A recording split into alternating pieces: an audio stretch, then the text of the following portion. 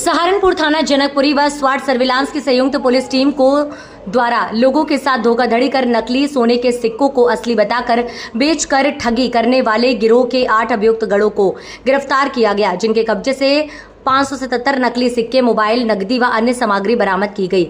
SP city Abhimanyu मांगलिक press वार्ता कर बताया कि पूछताछ करने पर अभियुक्त गढ़ द्वारा एक स्वर में बताया गया कि हम लोग षड्यंत्र रचकर लोगों के साथ धोखाधड़ी करके पहले लोगों को एक सोने का असली सिक्का दे देते थे तथा लोगों को सोने के सिक्कों को अपनी कोई मजबूरी सिक्के को सस्ते दाम पर बेचने का लालच देते थे तथा नकली सिक्कों को असली बताकर बेच देते थे। हम एक बाद अपनी जगह बदल देते थे, इसलिए आज तक हमें कोई पकड़ नहीं पाया था। अधिक पूछताछ में बताया कि पिछले कई वर्षों से सहारनपुर निवासी सौरभ एवं राकेश के घर रहते हैं एवं सौरभ व राकेश भी हमारे साथ लोगों से संपर्क कराने व सिक्कों बिकवाने के अपराध में सम्मिलित हैं। लोग गिरफ्तार किए गए हैं, किस तरीके से ये ठगी करते थे, किस प्रकार के सिक्के ये लोगों को दिखाते थे और अभी तक कितनी ठगी उन्होंने की? पिछले हफ्ते हमारे सामने 2 वादी ऐसे आए जिनके द्वारा ये बताया गया था कि सहारनपुर में एक इस तरह का ठगी का रैकेट चल रहा है, जिसमें ये आसपास के ज़िलों से के जो रहने वाले लोग हैं उनको ये संपर्क करते हैं फ़ोन के माध्यम से। उनको ये बोलते हैं कि उनके घर के आसपास इन लोगों ने कुछ कंस्ट्रक्शन का या रिपेयर वर्क का काम किया था और जब काम के दौरान उनको कुछ सिक्के प्राप्त हुए थे जिनकी प्योरिटी बहुत ज़्यादा है और उसमें गोल्ड है। और ये आदमी ये सुनकर आते थे, एक बार ये बहकाने के लिए एक उसको जेन्युइन सिक्का दिया करते थे जिसमें अच्छी गोल्ड की प्योरिटी होती थी और सिर्फ 20 से 25 हज़ार रुपये का वो सिक्का बिक सकता था मार्केट में। और इसी प्रलोभन में आकर अगले दिन ये उसी वादी से मिलते थे और उससे 500 सिक्के या 600 सिक्के देने के वादे में उससे 10 से 15 लाख की ठगी ये कर लिया करते थे। ऐसे 2 मुकदमे जनकपुरी थाने में पंजीकृत हुए। एक जो पार्टी थी वो मेरठ की थी, दूसरी मुजफ्फरनगर की थी।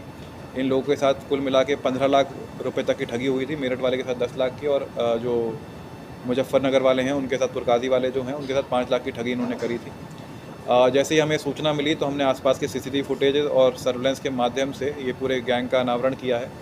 इसमें जो ये रहने वाले सारे लोग हैं ये मुख्य रूप से जो बीरभूम डिस्ट्रिक्ट है पश्चिम बंगाल का, वहाँ के रहने वाले हैं।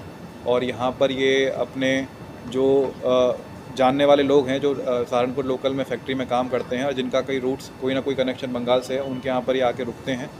और ये जो पूरा का पूरा जो स्कैम है वो ऑपरेट बीरभूम से ही होता है, इनके गांव से। इनके गांव में एक जो मास्टरमाइंड बताया जा रहा है वही नंबर ऑब्टेन करता है यहाँ कर और वही वहाँ से बात कर इनको पूरी लोकेशन बताता है कि इससे मिलना है और इसके साथ इस तरह की ठगी करनी है।